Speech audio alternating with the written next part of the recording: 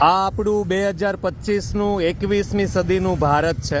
Road ઉપર આપ જોઈ શકો છો કે કામ ચાલે છે અને કામ ચાલે છે એવા સમયે સેફટીના ભાગ રૂપે થોડા ઢેફા અને થોડા પથરા અને એકાદું લાકડું આ લોકોએ રોડ ઉપર મૂક્યું છે.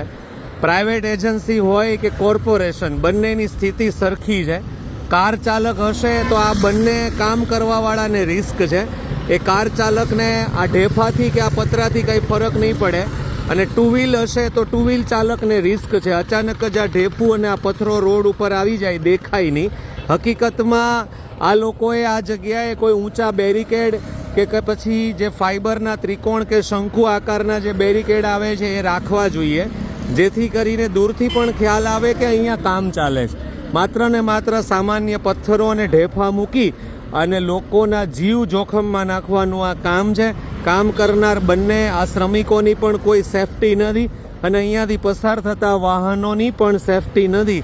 ગમે ત્યાં રોડ બનતો હોય, કલર કામ હોય કે કોઈ નાનું મોટું રિપેરિંગ હોય, ગુજરાતમાં તો આ સ્થિતિ છે. ગુજરાત સિવાયના રાજ્યમાં સ્થિતિ કેવી હશે ખબર નથી, કારણ કે મારે બહુ ઓછું જવાનું થાય છે. એટલે આ ખાસ સાચવીને રોડ ઉપર સંપૂર્ણ જાગૃત અવસ્થામાં નીકળવું. ગમે ત્યાં આવું હોઈ શકે છે. બેરિકેડના બદલામાં આવા પથ્થરો હોઈ શકે છે, આવું નાનું મોટું લાકડું હોઈ શકે છે ને ગમે ત્યાં ડાયવર્ઝન હોઈ શકે છે. ભયંકર અકસ્માતથી બચવા માટે એક જ ઓપ્શન છે કે આપણે સંપૂર્ણ જાગૃત અવસ્થામાં રહેવું, ગાડી ધીરે ચલાવવી અને ખુલ્લી આંખે ખુલ્લા દિમાગે રોડ ઉપર નીકળવું, નહીંતર ગમે ત્યારે આપણો અકસ્માત થઈ શકે છે. બાઇક ચાલકોએ ખાસ ધ્યાન રાખવું. કાર ચાલકોને બહુ વાંધો નથી આવતો. જુઓ, વાહનોની કેટલી મોટી અવરજવરની વચ્ચે આ શ્રમિકોની કોઈ સેફટી નથી.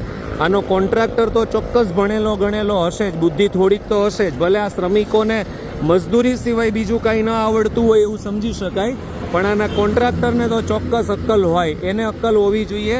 એણે નિર્ણય લેવાનો હોય કે અમારા મજદૂરોને કાંઈ ન થાય, એના માટે અમારે સેફટી રાખવાની છે ને અહીંયાથી પસાર થતા બાઇક ચાલકોને કાંઈ ન થાય એના માટે એક ચોક્કસ પ્રકારના રેડિયમવાળા અથવા તો દિવસે દેખાય એવા લાલ, પીળા કે બ્લેક કલરના બેરિકેડ હોવા જોઈએ.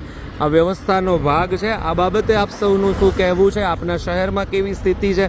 આપના એસએમસીમાં કે કોર્પોરેશનમાં શું સ્થિતિ છે એ ચોક્કસથી જણાવજો. આપ સૌનો ખૂબ ખૂબ આભાર. ધન્યવાદ.